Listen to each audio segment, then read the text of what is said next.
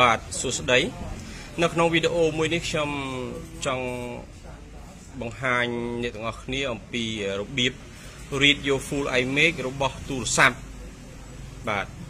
full image យើង read យកពីទូរស័ព្ទដែលកំពុងដំណើរការល្អអញ្ចឹងទុកវាសម្រាប់សង្គ្រោះទូរស័ព្ទ model ដូចគ្នាដែលវាមានអាការៈកាំងរលាត់ណាកាំងចេញត្រឹមចេញOPPO ឆេះរលត់ហ្នឹងយើងអាចយក full image មករាយសាក់មើលគេលោវាខូចខួរក្បាលគេលោទូរស័ព្ទនេះវាខូច system អញ្ចឹងណាបាទតែដំបូងយើង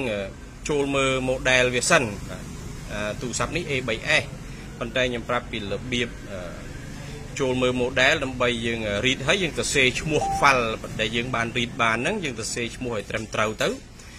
ដើម្បីទុកប្រើទៅថ្ងៃក្រោយឬក៏ចែកគ្នាប្រើថ្ងៃក្រោយបាទនេះវា device name ឈ្មោះទូរស័ព្ទគឺ OPPO A3S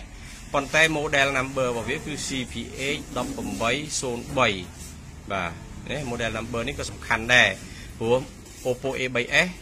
សប្តាហ៍នេះវាមាន2ស្តង់ដារមួយគឺ CPH1803 នេះមួយទៀត CPH1853 អញ្ចឹងហើយពេលយើង read នេះយើងត្រូវសរសេរឈ្មោះវាឲ្យច្បាស់លាស់ដូចថាដាក់ថា A3S CPH1803 រួចហើយ version របស់វានេះ version A25 បាទហើយ hard disk របស់វា 16G ហ្នឹងហើយអញ្ចឹងពេលយើង read កម្មវិធី read កម្មវិធី tool របស់វាហ្នឹងនឹងឲ្យយើងបំពេញឈ្មោះ file ដែលយើង read ហ្នឹងណាអញ្ចឹងយើងបំពេញឈ្មោះយើងទៅសេលំអិតចឹងផងទើបបានយើងទុកប្រើថ្ងៃក្រោយទៅយើងវាអត់ច្រឡំបាទចុះឥឡូវយើងសម្គាល់ទូរស័ព្ទត្រឹមប៉ុណ្ណឹងទូរស័ព្ទខ្ញុំបានដោះរួចហើយឥឡូវខ្ញុំចាប់ផ្ដើមផ្សារបតទូរស័ព្ទភ្ជាប់ជាមួយនឹងបន្ទះ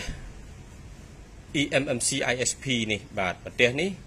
អាច read write ខួរក្បាលរបស់ទូរស័ព្ទហើយក៏អាចដោះកូដដៃនៅពេលដែលទូរស័ព្ទនឹងជាប់កូដដៃយើងអាចដោះបានណាបាទ